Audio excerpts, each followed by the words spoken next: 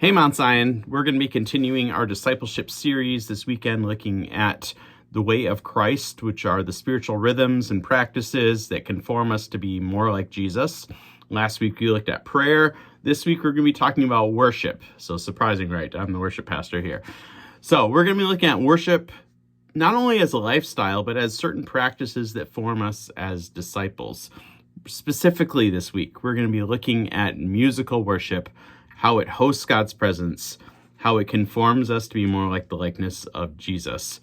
So when we think about musical worship, at least for me, I think about David, King David, the man after God's own heart. We're going to be looking at him this weekend and his passion for God's presence and how he brought that about through worship. And so we're going to be looking at David's tabernacle specifically. And so we know about Moses' tabernacle, and we know about Solomon's temple, but David's tabernacle happened like right in the middle. So David's one thing was about getting into God's presence, and he made that the center of Israel, and he did that through 24/7 worship.